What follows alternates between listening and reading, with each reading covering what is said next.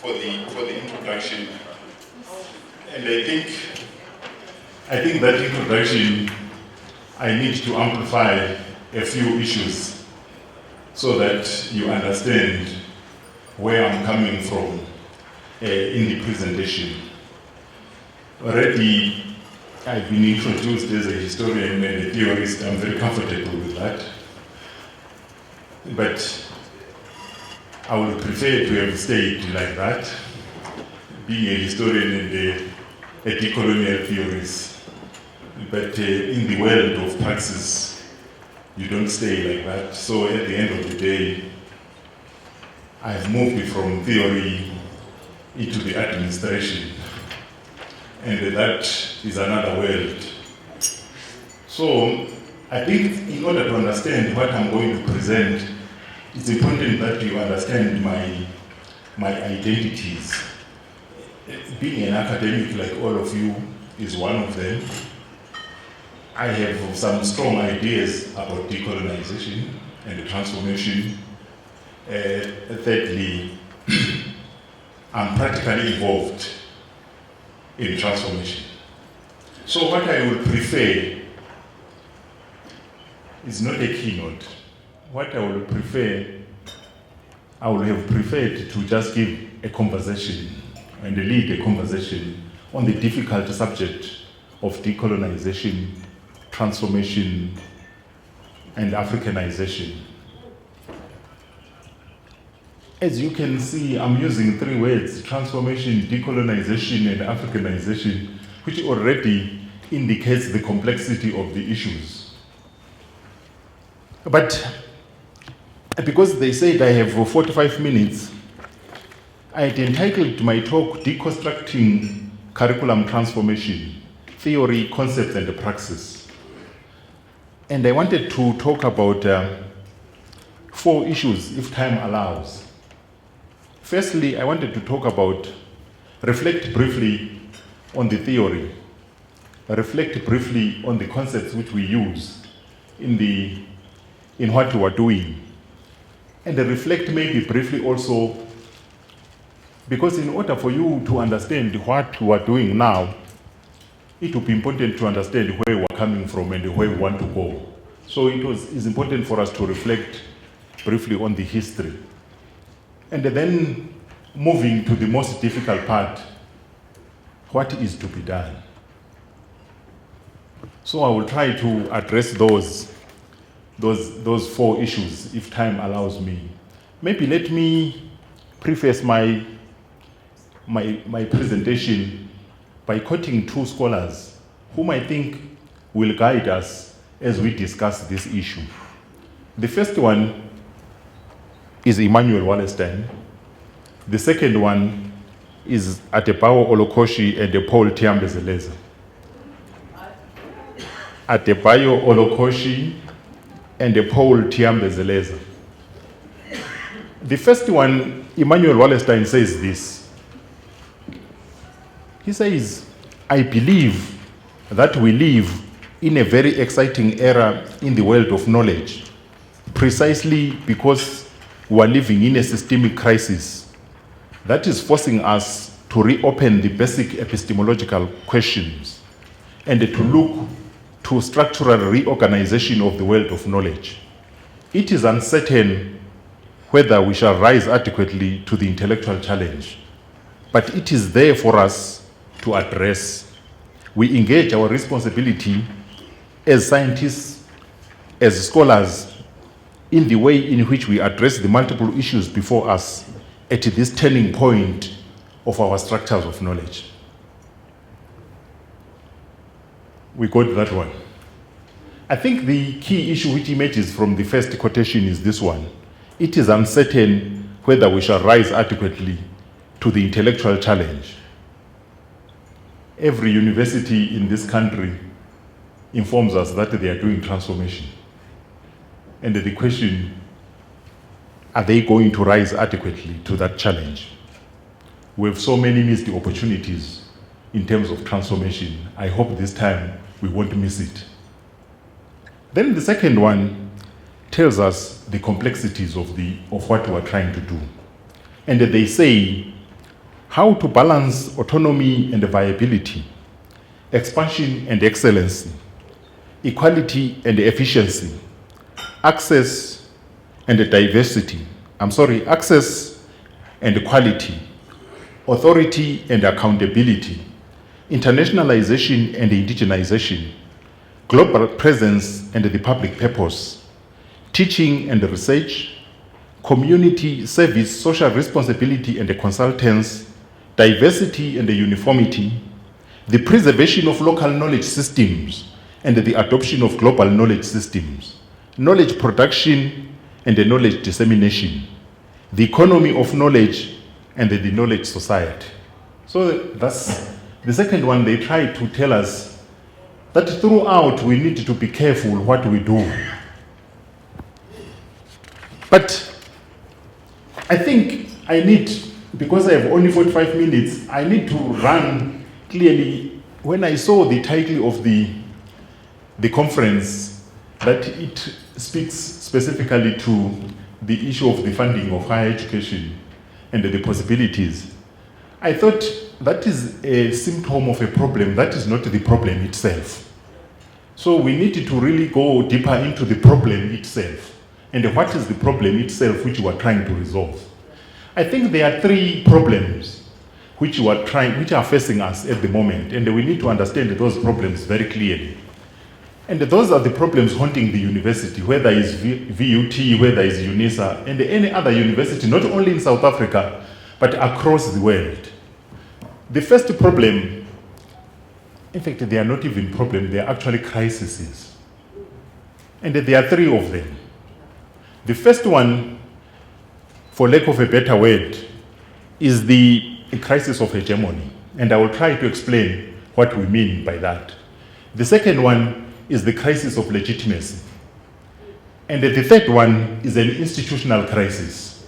So those are the three challenges which I managed to distill as general problems facing universities at the moment. When we talk about the crisis of hegemony, we're talking about the changing functions of the university. When the university was imagined from Europe and North America, it was imagined as an institution which will produce high culture, which will produce elitism, which will produce universal knowledge, which will produce excellence. Is that still the purpose of the university today? That intention of the university is counterbalanced by demands, particularly from the global south, particularly from South Africa, and particularly from Africa, where they then say, when you talk about the universal knowledge, you need to also think about relevance. You need to also think about social justice. You need to also think about empowerment. And the university, including this one, is failing really to manage the contradictions between the earlier function of the university and the new demands. And what also exacerbates the problem of the university is that the university is no longer the only institution which produces knowledge. With the digitalization, with the online, with the internet, knowledge is all over. University has no monopoly of knowledge. Then coming to the second problem, which is the problem of legitimacy of the university, and that is one of the most problematic ones. VUT and all the universities in this country, on the continent and the world, particularly the university as a received institution in the global south, in Africa and in South Africa. The major problem with the university is that it became complicit in enslavement. It became complicit in colonialism. It became complicit in apartheid. And when it became complicit in patriarchy, it became complicit in sexism. It became complicit with capitalism. It became complicit with genocides. It became complicit with epistemicides. It became complicit with linguicides. It became complicit with culture sides. It became fundamentally complicit with alienations. of the indigenous people. And that automatically then makes the university be on the defensive, and the victims of these processes to be on the offensive.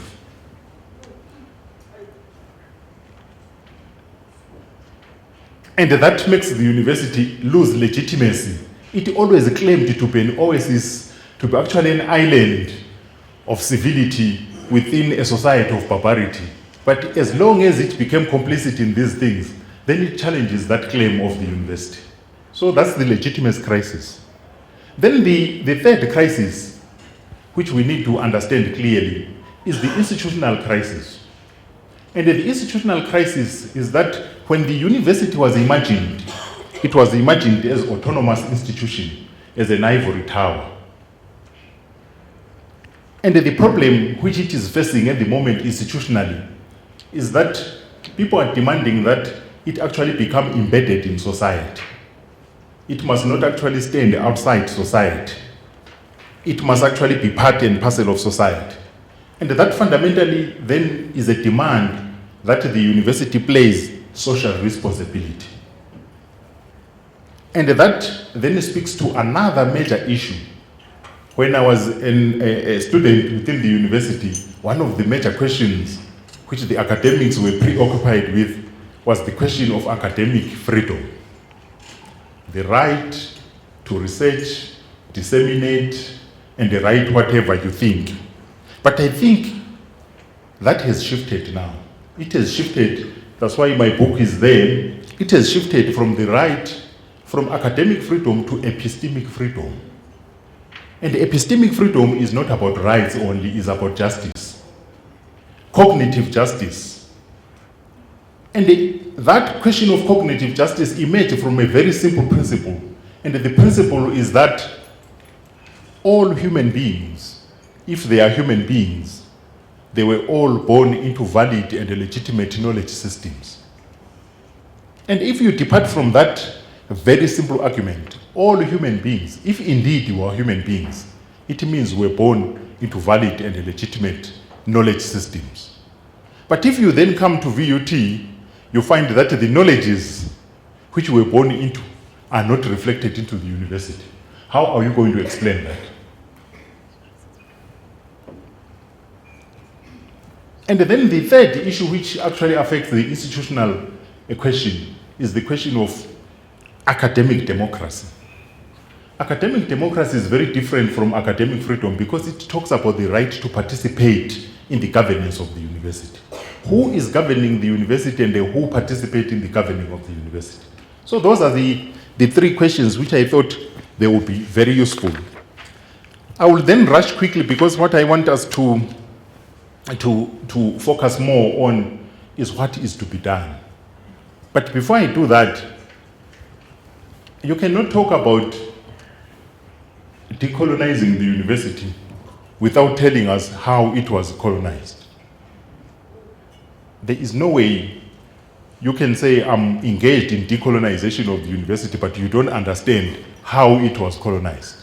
And I will briefly summarize how the university was colonized. When he introduced me, he said, I'm actually a historian. Pardon me for that, because I will take you through the history lane in order to understand the challenges which we are facing.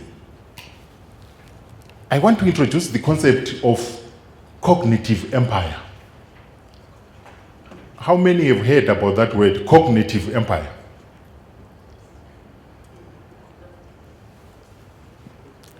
Let me be very simple. One of the most and well-known forms of empire is the physical empire. That one which comes from Europe, colonizes people, dominate and exploit them directly. The second one is the commercial empire, one which does not come physically here, but controls the economies from wherever it is located. But from the university perspective, the most problematic forms of empire is the cognitive empire. And what does the cognitive empire do? The cognitive empire invades the mental universe of its victims. it invades the mental universe of its victims so that it introduces another thinking. If you read the work of Ngugi wa Thiong'o, for instance, he will talk about how the cognitive empire operates. He will say that it actually gathers the natives together, and then it removes the hard disk of their knowledge, and then it inserts or downloads into them a software of European knowledge. Is that not very simple to understand? It removes the hard disk of the knowledge which we used to have, and then it downloads a software of European knowledge. So we might be sitting here, I might be standing here, speaking as an African. When you look at me externally, I look black, I look African, but epistemologically I might actually be a white person. Epistemologically, what is in my head, what is actually the episteme, where I depart from, I might actually be physically here, but epistemologically in New York, epistemologically in London, epistemologically in North America. And that's a problem which you must actually own up to it and accept it. As a product of the current university, all of us, we were led away and away from our societies into thinking from somewhere else. And that is the work of the epistemological empire. That's why you'll find a person who is actually located in the disadvantaged side of global power structure, speaking as though he is that side, refusing that we must use indigenous languages, refusing all so many other things. And they're telling you, how can I teach mathematics using isiSotho? How can I teach physics using isiZulu? And that would be a black person who is black in color, but is running away from the language and going for other people's languages. And you must explain, how does a person become like that? That's the work of the cognitive empire. And Ngugi wa Thiong'o explains it very well. He says, what the cognitive empire does is that it detonates a bomb within the center of a people. And that cultural bomb annihilates a people's belief in their names, a people's belief in their languages, a people's belief in their environment, a people's belief in their heritage of struggle, a people's belief in their unity and in their capacities, and ultimately in themselves. You lose that confidence in yourself. That's how the cognitive empire works.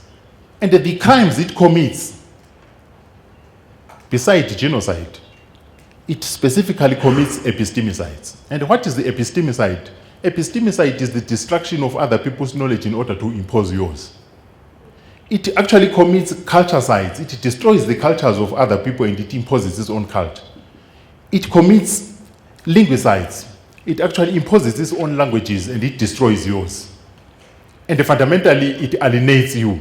In other words, you become alienated from your history, from your language, even from yourself.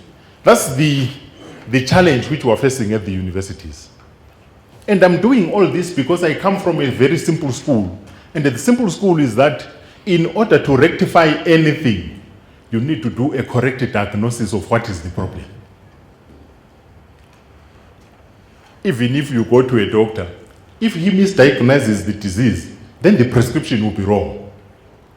So it's important that we invest a lot of time in getting the correct diagnosis of the issues. Then it will be very easy for us to come up with the solutions.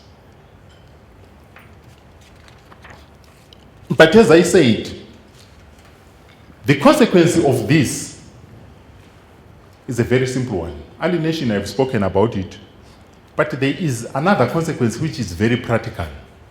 And that consequence is that even if today we speak about a global economy of knowledge, there is still an asymmetry in terms of intellectual division of labor. In other words, Europe and North America remains the center, where knowledge is generated. Academics who are here, fundamentally, they are reduced into native informants. They are reduced into hunter-gatherers of raw data, which is then produced into theory in Europe and North America, then consumed on the continent. And if you are challenging that, I'll give you a very practical example. How many here are Marxists? How many here are Gramscians? How many here are Foucauldians? In other words, they are actually consuming the theory from that side and applying it here. They don't generate theory itself. And what then are we trying to do? If you have this, you agree with this analysis, therefore, we're trying to say you can be a researcher on your own, you can actually be a thinker yourself, a theorist yourself, you can communicate knowledge yourself, you can interpret the world from where you are. And that's basically what we mean when we talk about decolonization. And then I will jump so many sections so that I speak about what is to be done. And when I speak about what to be done, again, I will try to open the canvas wide so that I will try to name the actual problems. The most difficult thing is not to transform. The most difficult thing is to change the consciousness of academics. The most difficult thing is to change the consciousness of academics with a colonial mindset. So in other words, when you are asked the question, where do we start the journey of decolonization? Let's start with the consciousness. And I don't want to repeat what Fanoni has said. I don't want to repeat what Ngugi wa Thiong'o has said. He said, among us there are two people, two beings. The one who has internalized colonial mentality and the one who is resisting. And what we're trying to do is to move from those who have internalized to those who are resisting. And if you read Fanon, he speaks about it in terms of the pitfalls of consciousness.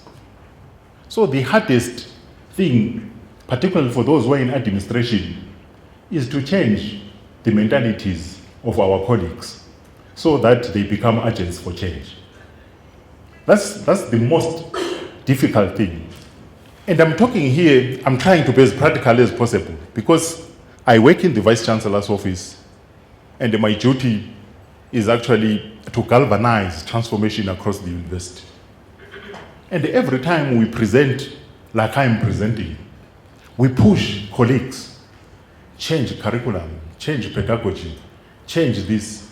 And the colleagues stand up and they say to me, I don't know how to do it.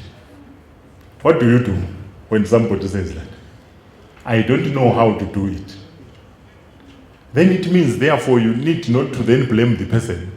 You need to then come up with a capacitation program, which will actually then change the consciousness of the people so that they see the necessity for change. Because some of them can't see. Their eyes are open, of course, but they can't see epistemologically speaking. They can't see the problem. And it is the duty of those who claim to have understood decolonization that they are therefore work with others to make them aware that the problem is this.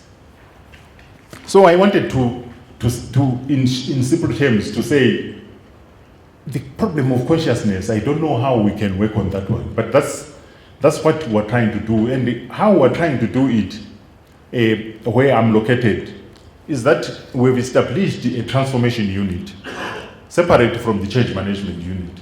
And that's curriculum transformation unit, which will then engage, because the problem is miseducation and re-education. And that unit will then try to then work on the minds of the academics, because there is not one person who will actually transform the curriculum. The curriculum will only be transformed by those who are specialists in whatever they are teaching. There is no one who will come and transform physics for people who are teaching physics, biologists for those who are teaching biology. There is no way. It is only those people embedded in those disciplines who can actually change that. But in order for them to change that, they need to change their mindset. The second important issue, which I think we need to confront directly, what exactly is the problem? The problem in terms of curriculum, problem in terms of knowledge, problem in terms of pedagogy. I think we need to name things properly. I think one issue which I want to share is that there is a problem of Europe. And what is the problem of Europe? You can't stand and say the problem is Eurocentrism and then you don't explain what that means. The problem of Europe, if you want to understand it in very simple terms, is the problem of over-representation of European thought in theory, in pedagogy, in knowledge, and in everything. That is the problem. Over-representation. It's not that people don't want European thought. It is important, but it is not the only thought. How do we then go around it? That is the question. I think the way we go around it, again, I will try to be as simple as possible. The way we go around it is this way. Let's accept that Europe exists. And Europe exists as a province of the world, not the center of the world. That is a very simple argument. Europe exists as among provinces of the world. It is not the center of the world. But through imperialism and colonialism, it pushed itself into the center. And what then do we do? Provincialize Europe. Europe must accept that it is a province of the world. So that what it marginalizes and pushed to the periphery also comes into existence. Is that a big demand? I don't think so. It's actually a realistic, it is actually supposed to tell Europe the truth.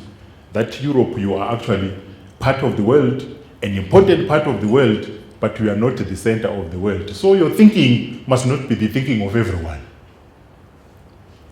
What is that to do with curriculum? What is that to do with knowledge? In the first place, if you do that, you then engage in what in decoloniality we call shifting the geography of knowledge. Shifting the geography of knowledge.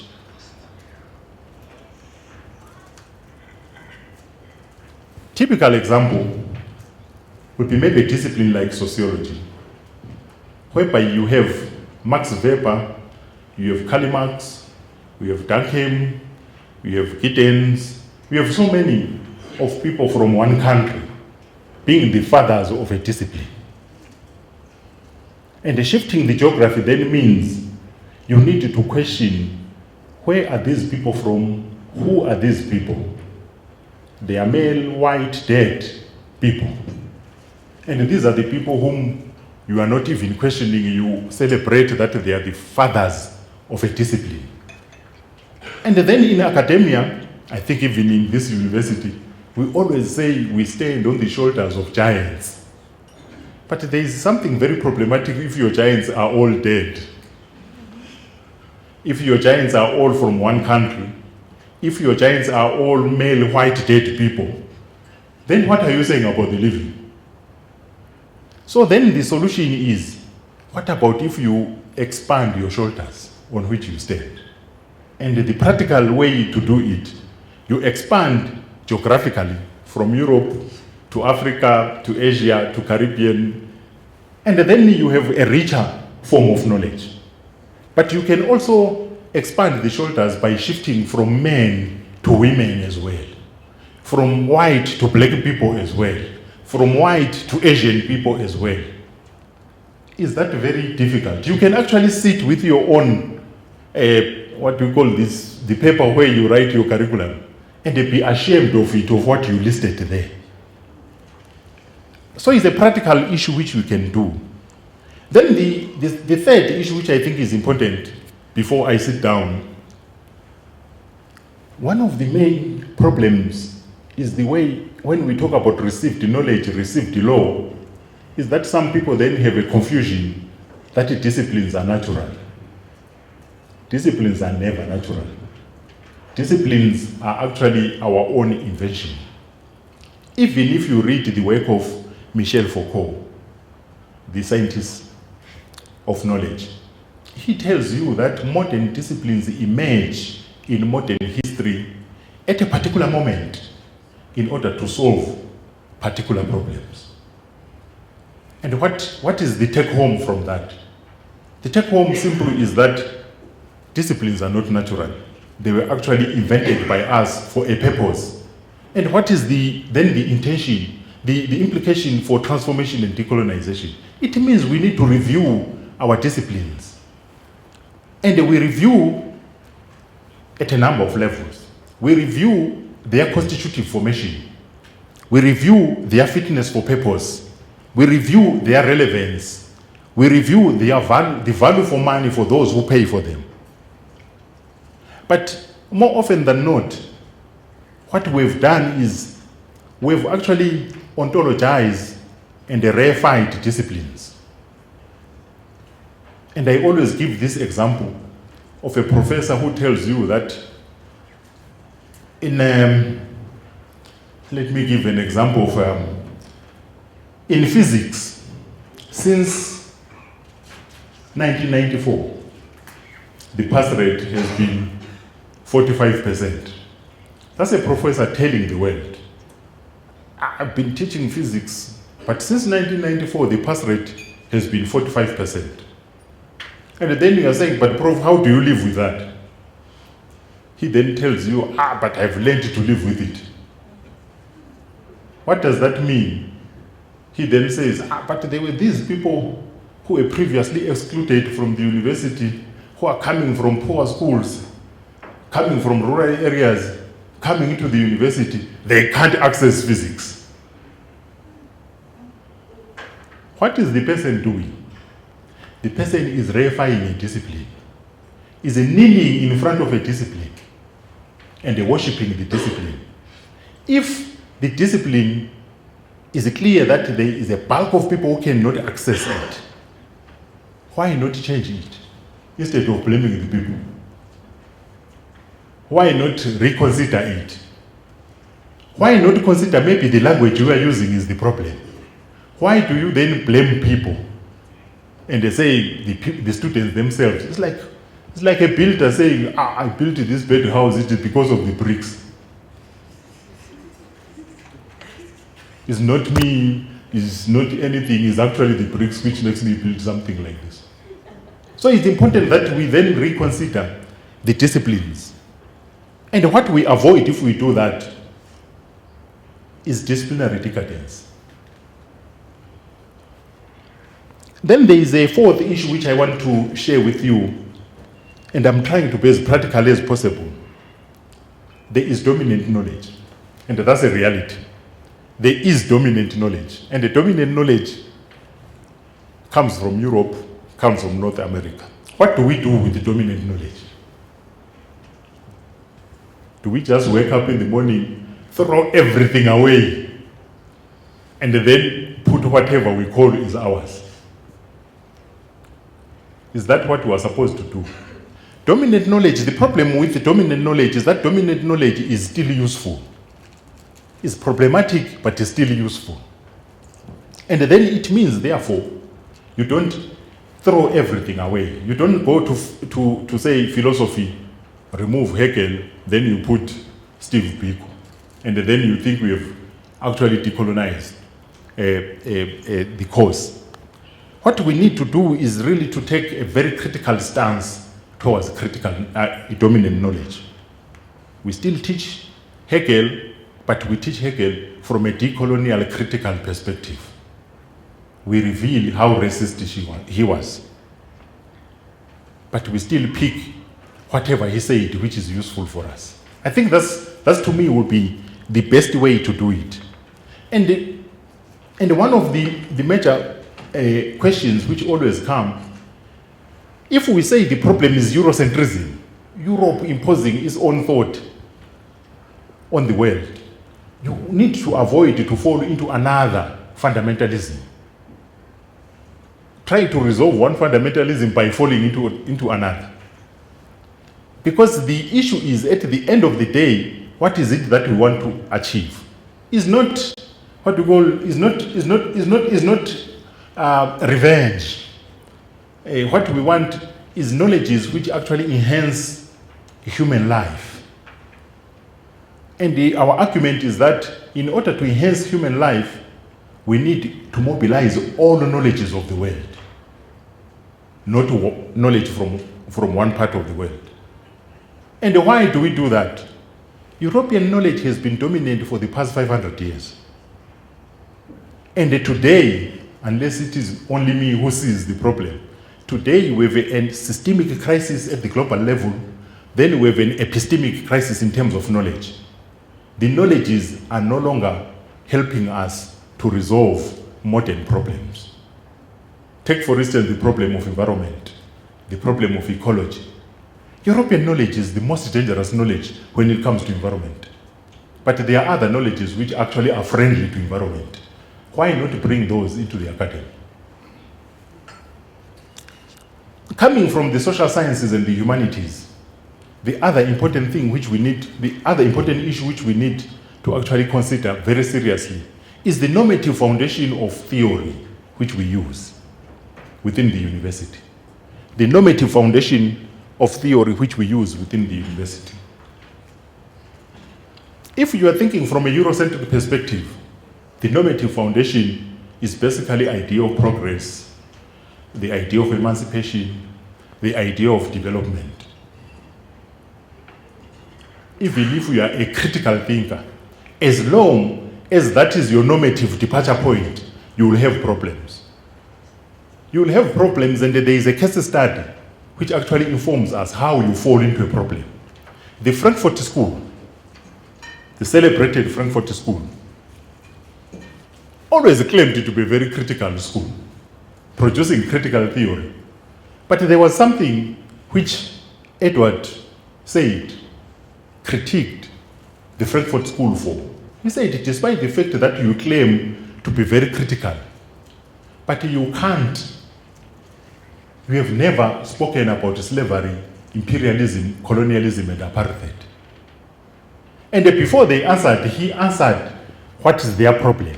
And he said, your problem is that you are thinking in a linear way. Progress, emancipation, development. And they said, if you are thinking that way, imperialism appears as development. And then you can't see the problems which it is causing in other parts of the world. So it's important that we think about the normative foundation of critical theory. And if you are a historian and you are thinking from a Eurocentric perspective, it says there was a period where there was no history, there was then prehistory, and then there is a history with a capital H. A history, prehistory, then history. That's a linear way of thinking about it. And the consequences to practical politics are very clear.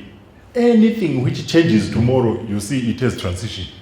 Anything which happens, you think as transition. That it can be worse than what happened yesterday, you don't understand it because you are thinking in a linear way.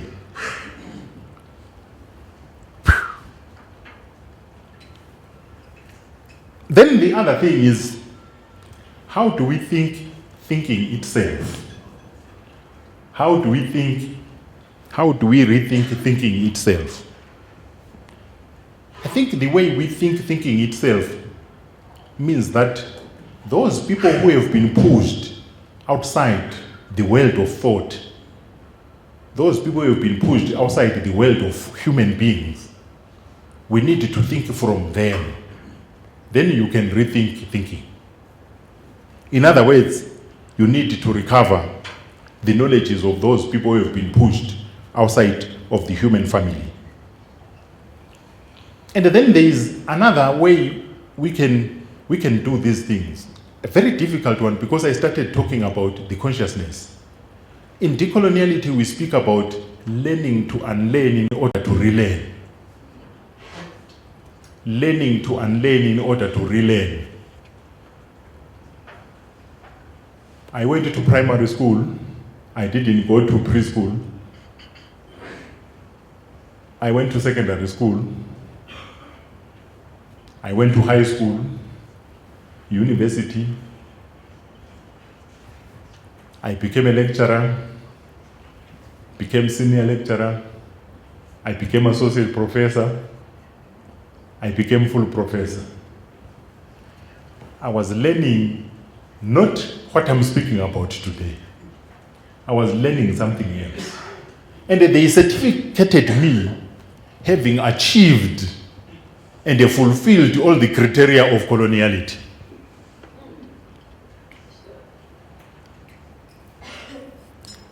In later moments, they will say, you have a master's, you don't have a PhD, you are incomplete, you need to do a PhD so that you become complete.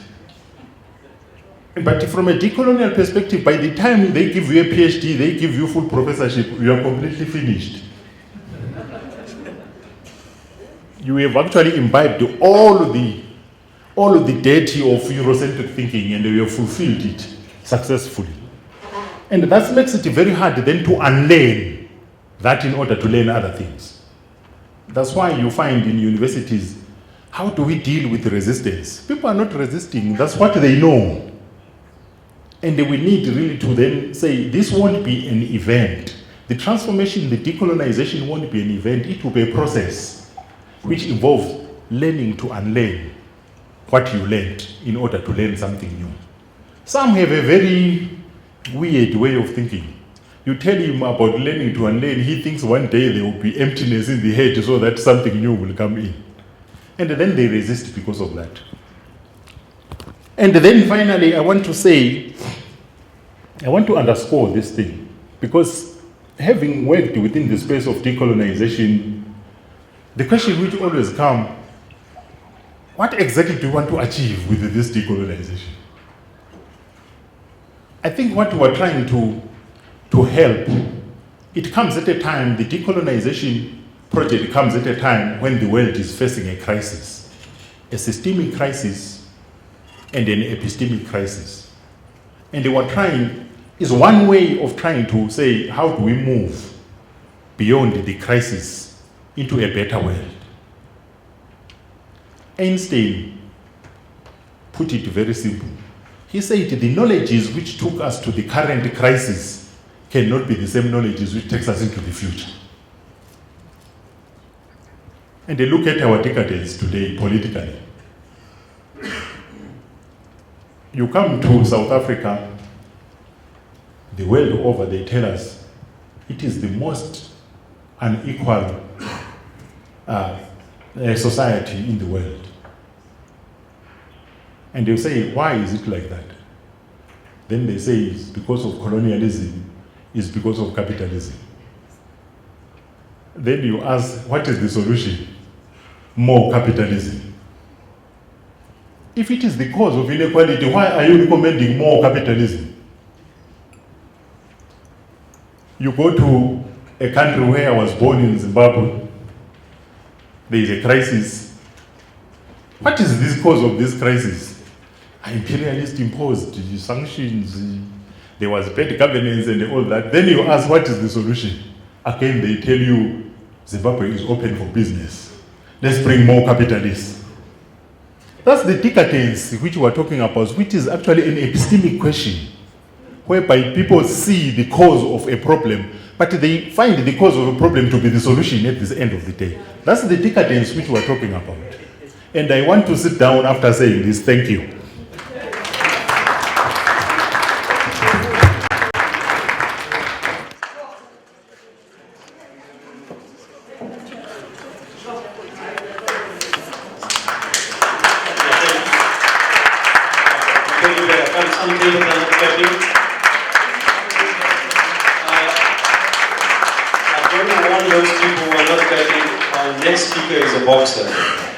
And when he looks at you, you're not clapping.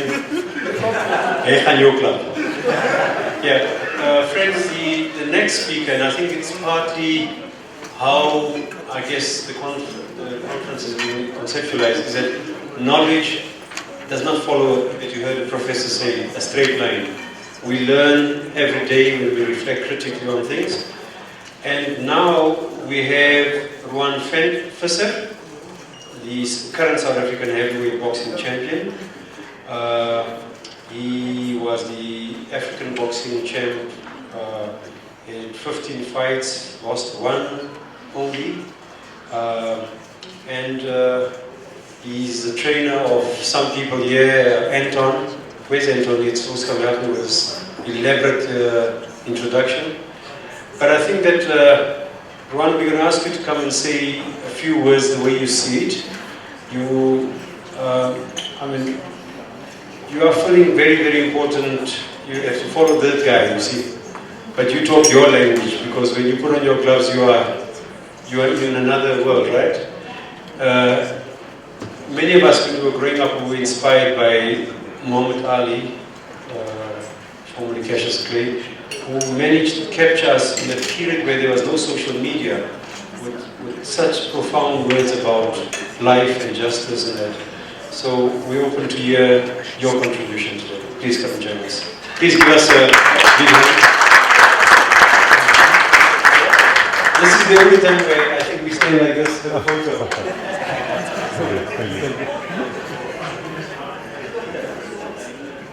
Hello everyone, I'm Ron Visser, South Africa heavyweight champion. I've got 15 fights, 14 wins, 13 knockouts. But yeah, my career was not so easy to become a South African champion. I started as a wrestler at the age of 4 in a small town, Standerton in Mpumalanga. And I wrestled about 5 years until the age of 9, and I was supposed to get my provincial colours, but because I was wrestling against guys after the age of 13, they couldn't give me my provincial colours because I was too young. So I stopped my career of racing, and I started playing golf for fun. And I started winning all my competitions in Standerton. And my dad is an entrepreneur, and he said, no, this guy can play good golf, I can make money with him. So we have to move to the city. So we moved to Johannesburg at the age of 14, and I started homeschooling because if you want to be a professional golfer, you at least have to spend 10 hours on a golf course. So I started doing homeschooling, and my dad was working from 5 in the morning, and he would come home around 10. So I wasn't actually doing my own schooling. I was more just playing golf and working hard on my golf. So I started making a name for myself in Johannesburg, and a golf scout saw me on the golf course and he said, listen, I want you to try out for Gary Player School for Champions. So I made the Gary Player School for Champions team, and I played for 2 years, 15 till the age of 17 for Gary Player School for Champions. But because I was growing up faster physically than a normal human being, I was a bit clumsy and very skinny. I was about 78 kilograms, 2 meters tall. So every week my swing will be different. And my dad said no, also because he's an entrepreneur, he thought this is going to take a lot of money to make this guy a good golfer. So let's stop it right here because he's throwing money in a hole. So so I stopped my golfing career there, but because I wasn't doing my own schooling, my mother asked me, please just go back to school and get your matric, because if you want to do something in life, at least you have your matric. And I went back to school, but at that age, at that time I was about around 17, turning 18, so I was supposed to be in matric. And the principal asked me, what grade do you have? So no, I went out of school at grade 9. So, but I didn't do my own schooling. I showed him my books and there was nothing in the book. So he said, but he saw my length. He said, okay, listen, yeah, I'll make you a deal. If you play rugby, I'll put you in grade 11. And if you make the first semester, you can carry on in grade 11. So I said, no, I'll take the deal. And I started playing rugby, and been actually very good. Played for the first team. I was a captain of the team.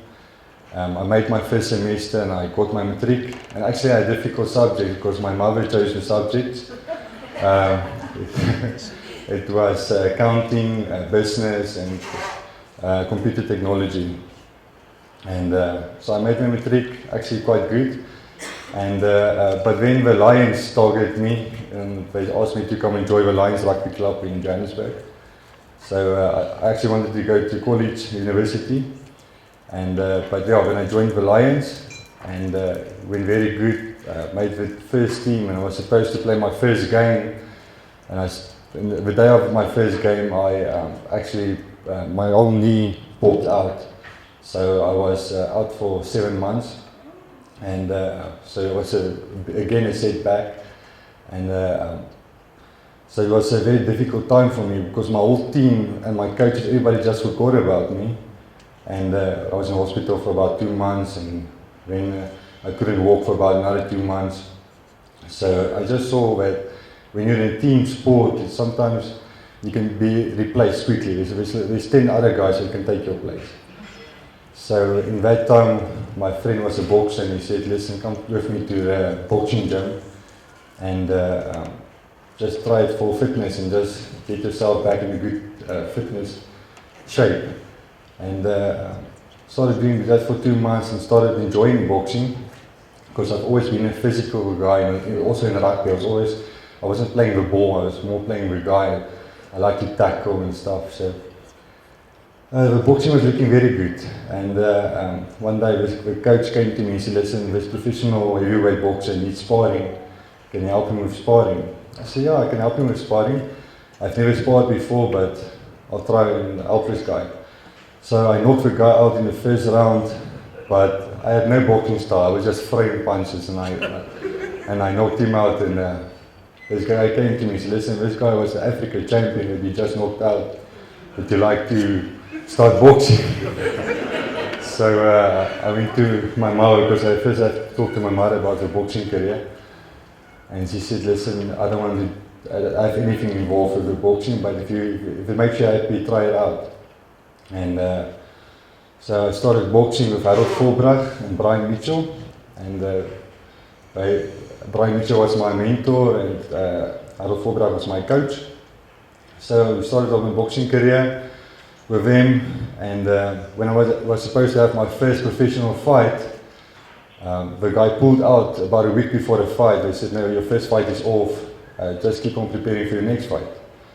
But then this guy from America came to me and said, listen, you're a big guy, and you look in good shape, I want to take you to America for your boxing. And I said, yes, I have to take this opportunity to go to America. I always wanted to go to America. So he took me to Vegas.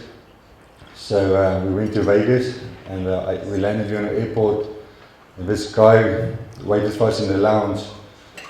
I recognized him a little bit, but I wasn't too sure who he was, and as I greeted him, he said, I'm Joseph Jackson.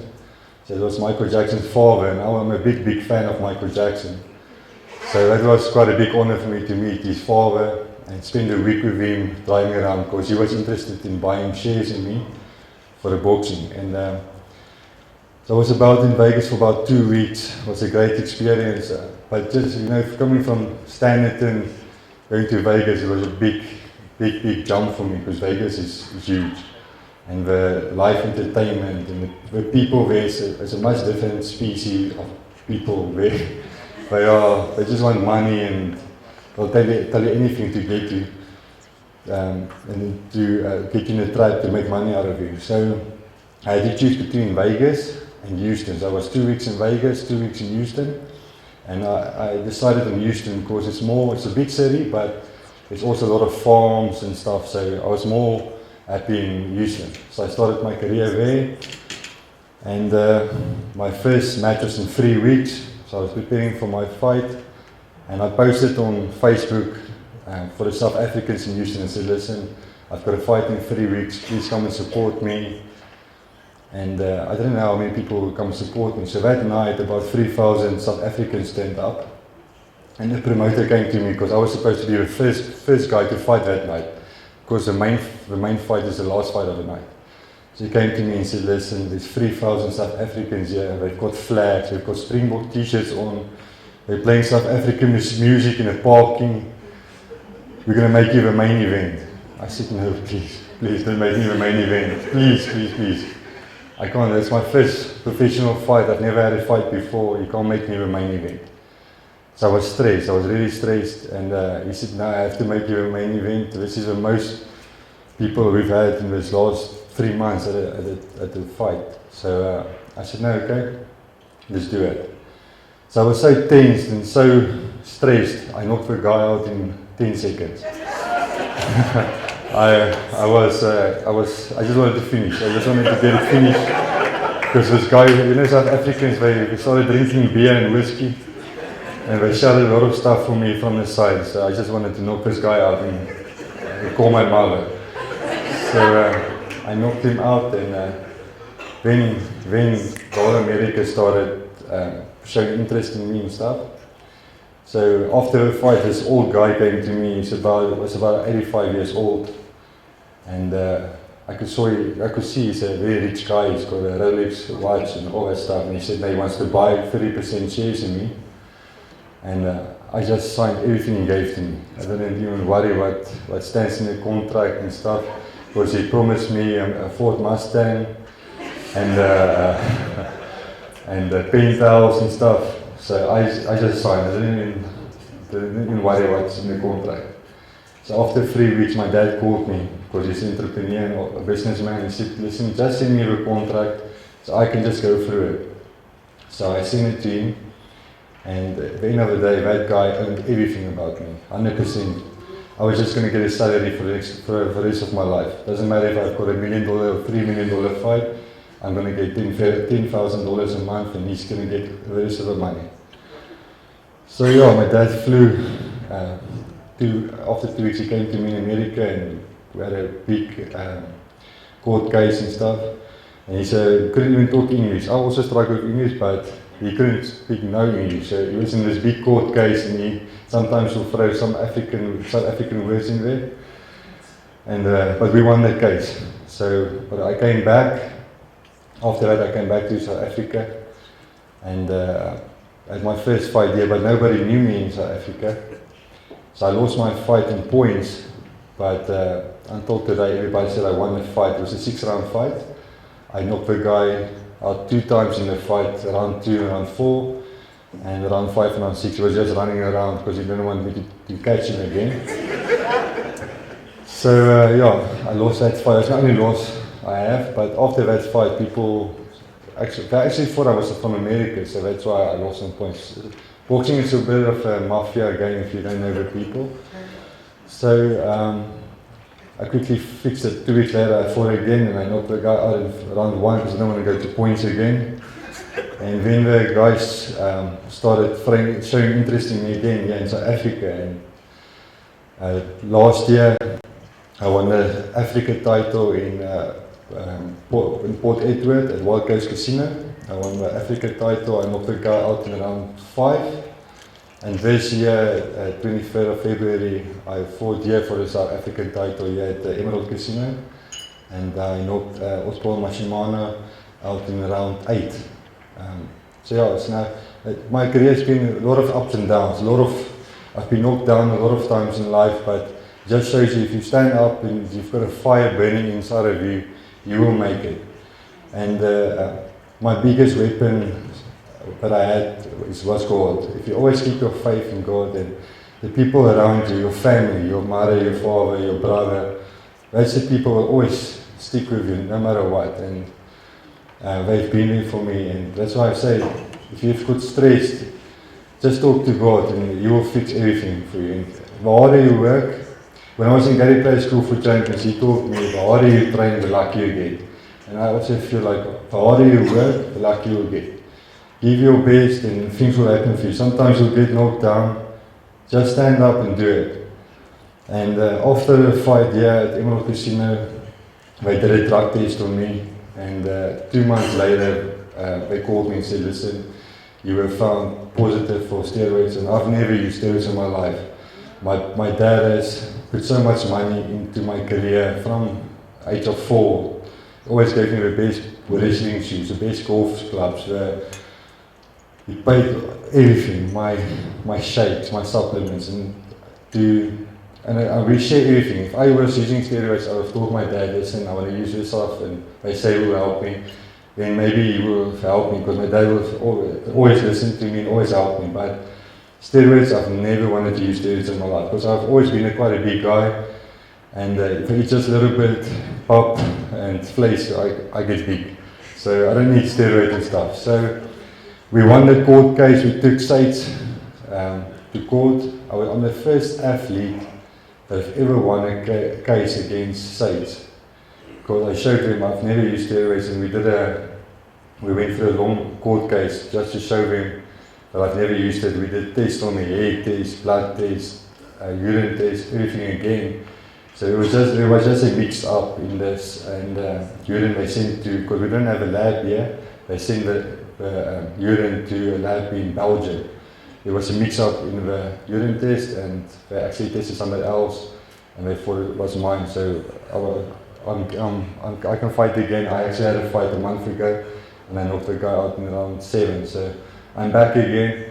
I've got a big title fight in January at Times Square in Pretoria, and we want to go for the world title next year, April.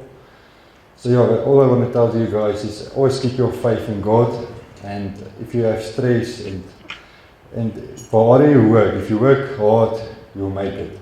And for your mental focus, you have to have a clean life. I know sometimes you want to drink a little bit of alcohol, and if you're a smoker, you want to smoke, but try and make it a little bit less, and see if you can go to the gym and work hard, because if you go to the gym and you train hard, it's just going to make you mentally stronger, because you're going to have a brighter thinking, and you're going to have more oxygen, and you're going to feel good about life, and you're going to be able to just appreciate life and work harder, and you'll make it. And just always keep your faith in God. God is the most important thing in life. Thank you very much.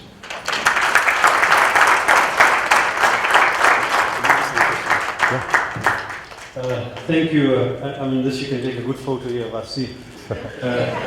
And this is not going to be fixed by affirmative action. I've got to summon the genes. Friends, I think what we're going to do is take a few questions for our champ. There are a lot of takeaways here. That self-education, right? The family support for him to become a professional. There's a takeaway there.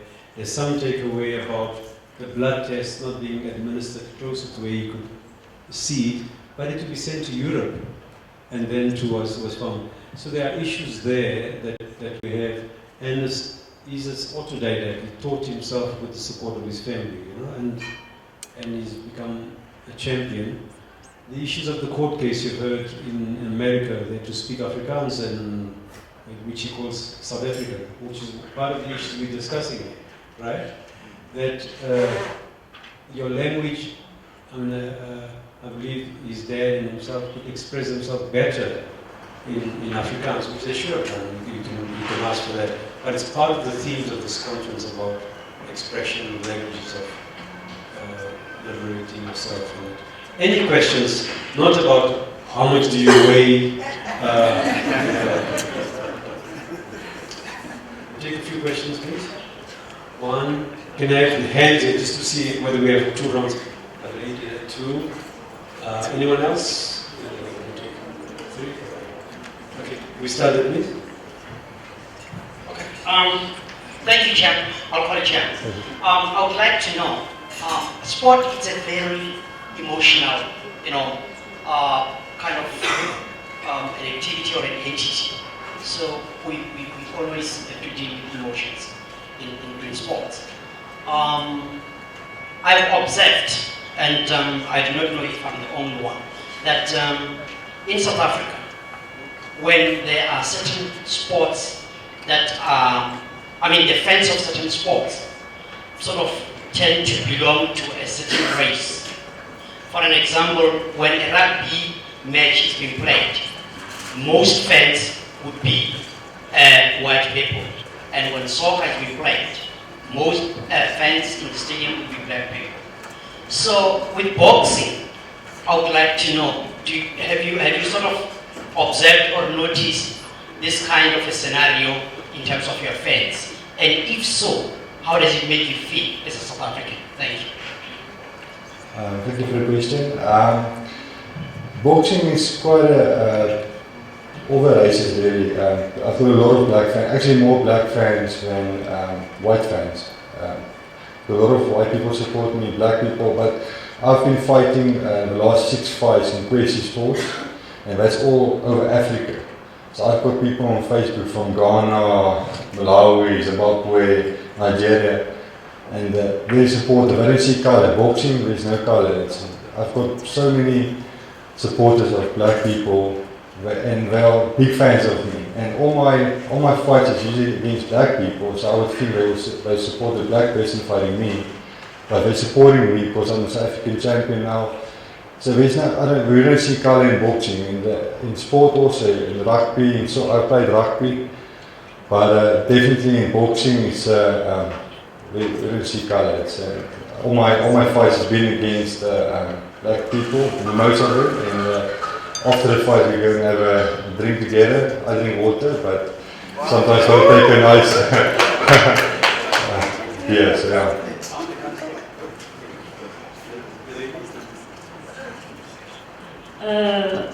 Before I ask Luan the question, Mr. Chair, I don't know if I'll be given the opportunity to ask Professor Kacheni also. We're going to later. Oh, thank you. I just want to understand, would you say that your life was struck by luck in terms of how you ended up in your career? There was no much hard work in it, based on the story that you have told and the support of your family. I won't say it's luck, it's always been hard work because I've always been in great shape, and if I was just a big skinny guy or a big fat guy, maybe they wouldn't have looked at me, but I've always worked hard, and you're going to get opportunities in life, and sometimes you can say no, this guy wants me to go to America, no I shouldn't go to America, I'm too scared for this opportunity, but I just feel when you get an opportunity, take the opportunity and see what you get out of it, and yeah, so I always take the opportunity. But yeah, I believe in luck. If you are harder work, the luckier you get. And so yeah, I'm lucky in life, and I believe it's God that always puts me on the right path again. Sometimes I go off and then He pushes me back again, but I'm lucky so far. And I would like to show you guys just a small video on the screen. I would like to inspire the youth. My big thing is to inspire the youth, because I believe sport can make a big difference in the youth, because there's not a lot of work, always work for us. So if you can do something in sport, you can go to America and be something there, or even be a South African champion, whatever. You can play netball, table tennis. So yeah, just watch the video, and I try to inspire the youth, and I'm trying to make a difference in South Africa, so people can all live together, black, white. All the races we can live together and make South Africa a beautiful country again. So I try to inspire everyone. So just watch the video, please. It's had no borders, no confinement.